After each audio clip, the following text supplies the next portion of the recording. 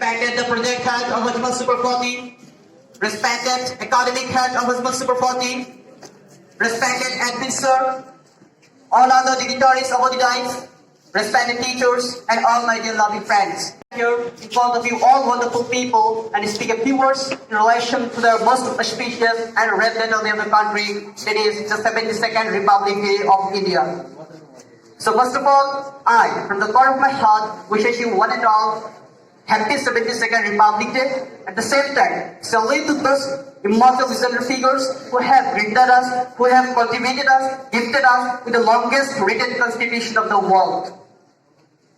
Dear audience, as you all know, that our country India has gained independence on 15th August 1947. But at the time, the country was not fully democratic, as there was no constitution of its own. In fact, the process of forming the constitution had begun in India before India has gained her independence. It was in the month of March of 1946 when the British government has sent the cabinet mission to India. With the initiative of this cabinet mission, a constituent assembly was formed, and that constituent assembly's first ever sitting was held on 9th December 1946. In that meeting, the senior member of the assembly, Dr. Sachin Anand Sinha, was selected to be the president of that program, and Dr. Rajendra Prasad was selected to be the permanent president of the Constituent Assembly. Altogether, there were 11 sittings in relation to the forming of the Constitution by the Constituent Assembly. And the Constituent Assembly formed the drafting committee on 29th August 1947.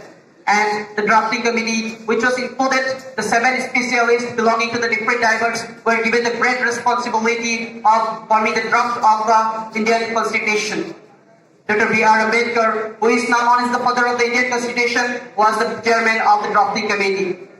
And finally, after the rigorous hard work of 3 years, the drafting committee has prepared the draft copy of Indian Constitution, and the same was handed over to its president, Dr. Rajendra Prasad, on 26 November 1949.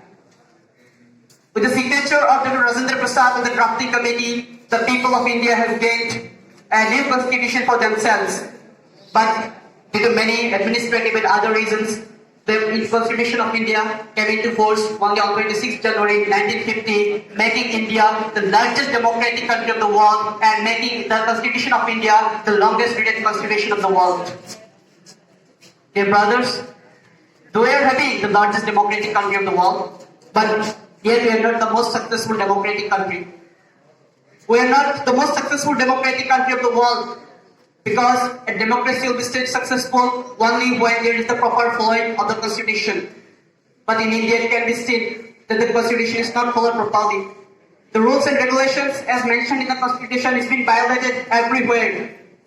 As for example, social injustice, social inequality, religious discrimination, corruption, child labor, etc. seems to be common nowadays. And it has made India a failure democracy. Though it is not a failure, but not a fully successful democracy of the world. My dear brothers, now the time has changed. Now we have to change the system and make India the most successful democracy country of the world, along with the most largest democracy country of the world. And this has to be done by with the students. This has to be done by with the young generations. Because being an Indian, it is our duty, it is our responsibility to lead India, to lift India to the top part of the world, so that everybody sees India as an example.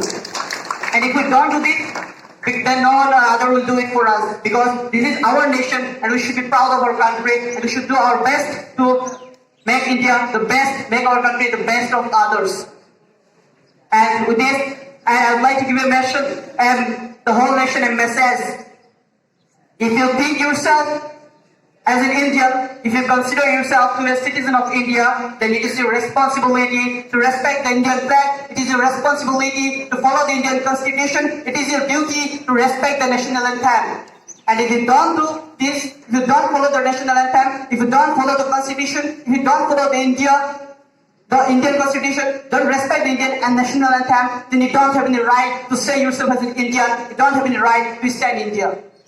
With these few words, and again wishing you all Happy 72nd Republic Day, and again thank you everybody for listening to me with great patience. I will conclude my speech here. Thank you so much and Jai Hind. Thank you, Mohsin Alam, for such a great speech. Next, we have a summer